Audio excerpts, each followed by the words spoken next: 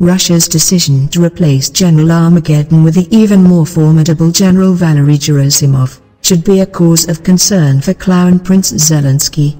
Russia's decision to replace General Armageddon with the even more formidable General Valery Gerasimov, currently head of the Russian General Staff, should be a cause of concern for Clown Prince Zelensky.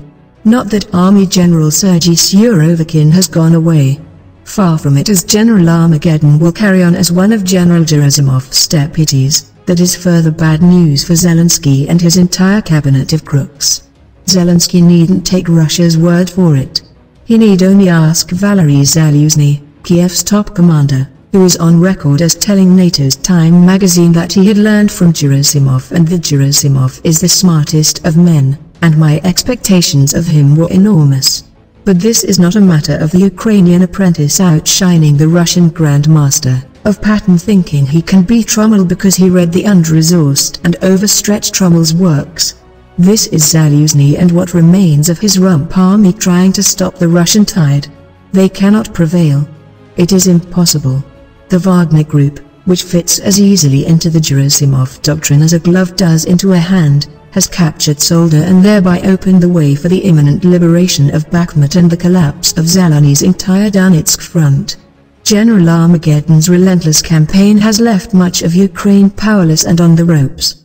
And now into the ring climbs General Gerasimov, whose forte is tying all of Russia's disparate strings together, much as a conductor might do with an orchestra, knowing that the brass and percussion sections, Russia's Air Force in particular, are in General Armageddon's capable hands.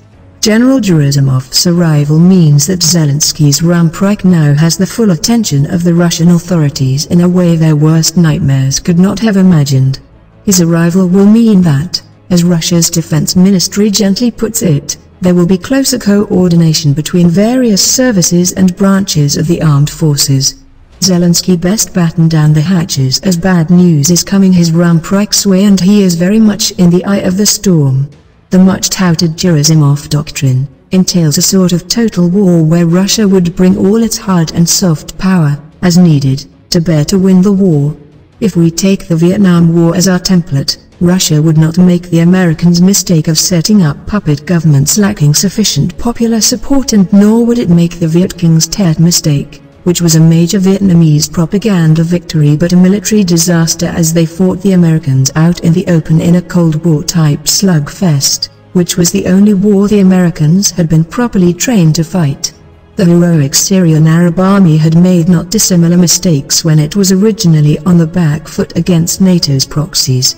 Prior to Iran and Russia lending their expertise, it was fighting a war it had not been trained to fight, and it was only when the gallant fighters of Hezbollah, with their own considerable expertise, secured the Kulamon hills that the Syrian army could advance.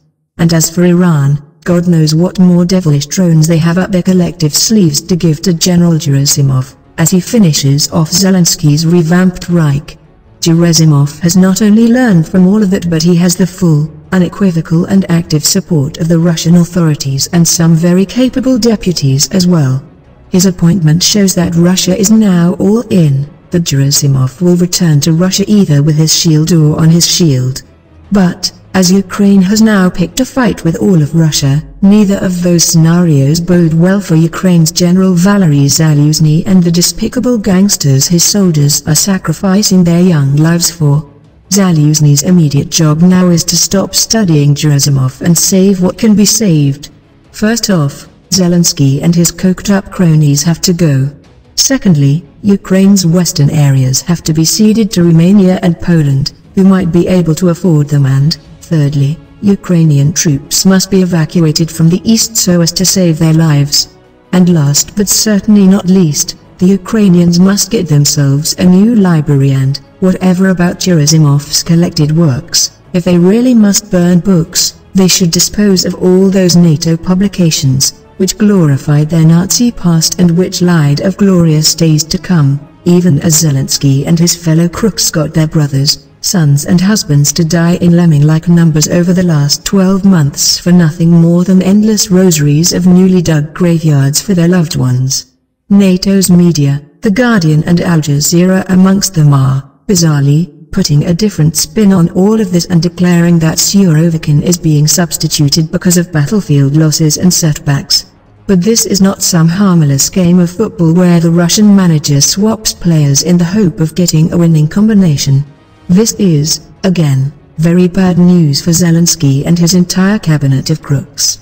He need only ask Valery Zaluzhny, Kiev's top commander who, along with what remains of his men, is going to discover that not only is Gerasimov the smartest of men but that he has overwhelming superiority in men and material and, as NATO readily admit, a winning military doctrine as well.